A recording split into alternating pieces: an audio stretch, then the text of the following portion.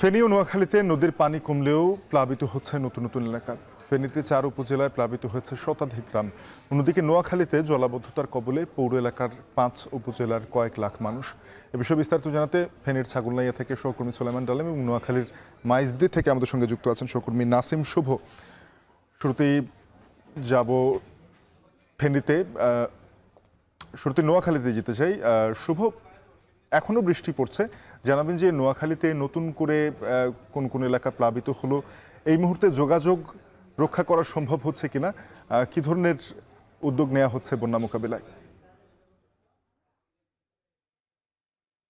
সাফিন, নোয়াখালীতে কিন্তু জলাবদ্ধতা এখনো বন্যার রূপ নেয়নি। সেটি হয়তো যেভাবে বৃষ্টি পড়ছে আজ দুপুরের পর থেকে মুষলধারে, এই বৃষ্টি যদি আরো কয়েক ঘন্টা অব্যাহত থাকে তাহলেই কিন্তু এই জলাবদ্ধতা থেকে সেটি বন্যায় রূপ নেবে। এবং আজ সকাল পর্যন্ত কিন্তু নোয়াখালীর 9 উপজেলার মধ্যে 5 উপজেলা জলাবদ্ধতায় সৃষ্টি হলেও আজ দুপুরের পর থেকে কিন্তু আরো 3টি উপজেলা যুক্ত হয়েছে। অর্থাৎ নোয়াখালীর 9 উপজেলার মধ্যে এখন পর্যন্ত প্রায় 8টি উপজেলারে কিন্তু জলাবদ্ধতার সৃষ্টি হয়েছে।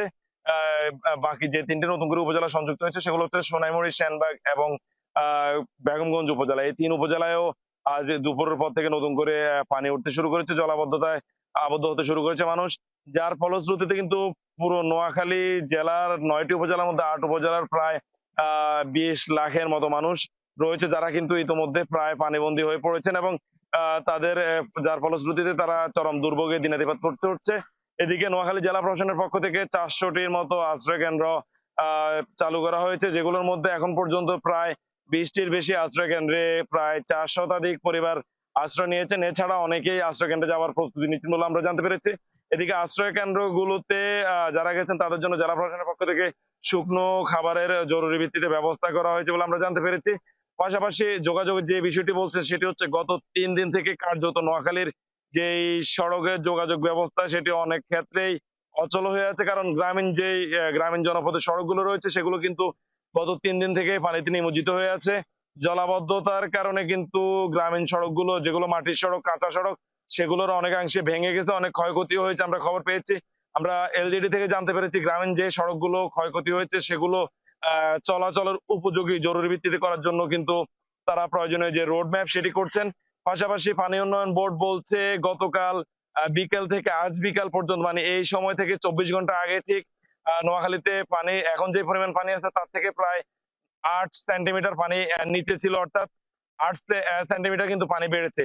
তো সার্বিকভাবে নোয়াখালীতে গতকাল রাতে বৃষ্টি না হওয়ার কারণে আজ সকাল পর্যন্ত যে পরিমাণ পানি কমেছিল, আজ দুপুর থেকে বৃষ্টি হওয়ার কারণে কিন্তু তার থেকে দ্বিগুণ পরিমাণ পানি বাড়ছে। অর্থাৎ এই জলাবদ্ধতা খুব দ্রুতই বন্যায় রূপ নেবে, এমনটাই আশঙ্কা স্থানীয়দের। সাবিনা, এই ছিল আসলে নোয়াখালী থেকে আমার কাছে এখন অব্দি সব শেষ। ফেনীর খবর জানতে চাই ডালিম। ফেনীতে তো 150-র বেশি গ্রাম প্লাবিত, আপনি এখন কোথায় অবস্থান করছেন, সেখানকার কি পরিস্থিতি জানাবেন? এবং মুহুরী, কহুয়া, সিলুনিয়া এই নদ নদী দিয়ে পানি নামার কি কোনো লক্ষণ দেখছেন কিনা, কি পরিস্থিতি সবশেষ?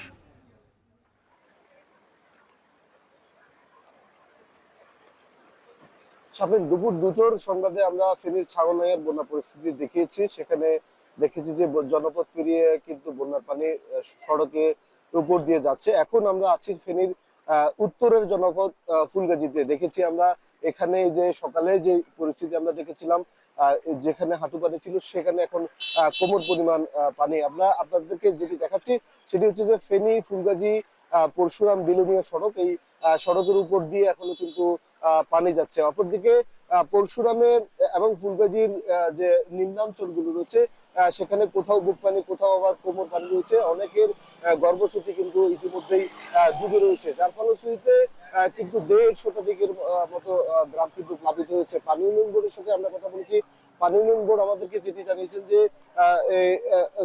মুহুরী, কহুয়া এবং সিলুনিয়া যে নদী রক্ষাকে বাঁধ রয়েছে 122 কিলোমিটার, সে বাঁধের 21টি স্থানে ভেঙেছে, যার ফলশ্রুতিতে কিন্তু ভাঙা যে স্থানগুলো রয়েছে সেগুলো দিয়ে লোকালয়ে পানি প্রবেশ করছে, যার ফলশ্রুতিতে কিন্তু বন্যার যে প্রবণতা এবং জনপদে ঢোকার যে প্রবণতা সেটি কিন্তু বেড়েছে। অপরদিকে নদীর পানি কিছুটা কমলেও জনপদের যে পানি ঢোকার যে প্রবণতা সেটি কিন্তু ক্রমাগতই বাড়ছে। কথা বলেছি আমরা ফেনীর যে জেলা প্রশাসক রয়েছে তার সাথে তিনি আমাদেরকে যেমনটি জানিয়েছেন যে এই যে বন্যা পরিস্থিতি এর থেকে উত্তরণের জন্য এবং মানুষদেরকে আশ্রয় দেওয়ার জন্য তারা কিন্তু 1.5 শতাধিক আশ্রয় কেন্দ্র খুলেছে, যে আশ্রয় কেন্দ্রগুলোর 50টি আশ্রয় কেন্দ্রে প্রায় 8,000-এর বেশি মানুষ কিন্তু আশ্রয় নিয়েছে। কথা বলেছি আমরা পানি উন্নয়ন বোর্ডের সাথে। পানি উন্নয়ন বোর্ড আমাদেরকে যেমনটি জানিয়েছেন যে বৃষ্টি যদি কমে তাহলে পানির কমার প্রবণতা আছে, কমবে। যদি বৃষ্টি না কমে এই যে পরিস্থিতি এ থেকে উত্তরণের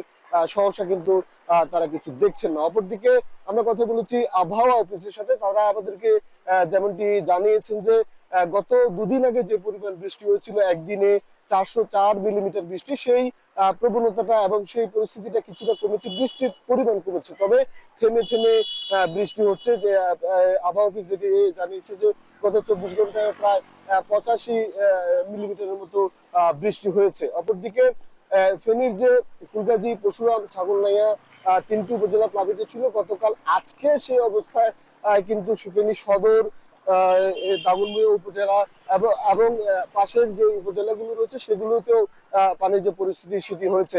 আমরা দেখেছি যে সেনাবাহিনী, বিজিবি সহ অন্যান্য যেসব বাহিনী রয়েছে এবং স্বেচ্ছাসেবক সহ আরো অনেকেই কিন্তু ত্রাণ কার্যক্রম এবং উদ্ধার তৎপরতা শুরু করেছেন। তো এই ছিল ফেনীর ফুলগাজী থেকে আমাদের কাছে ফেনীর বন্যা পরিস্থিতির সর্বশেষ। ডালিম নিশ্চয়ই নিরাপদে থেকে সংবাদ সংগ্রহ করবেন। সুলাইমান ডালিম যুক্ত হয়েছিলেন ফেনী থেকে। আমরা দেখছিলাম ফেনীর বন্যা পরিস্থিতি ক্রমেই অবনতি ঘটেছে। সড়কের উপর দিয়ে পানি এমনভাবে বইছে দেখে বোঝার উপায় নেই সেটি আসলে নদী কিনা।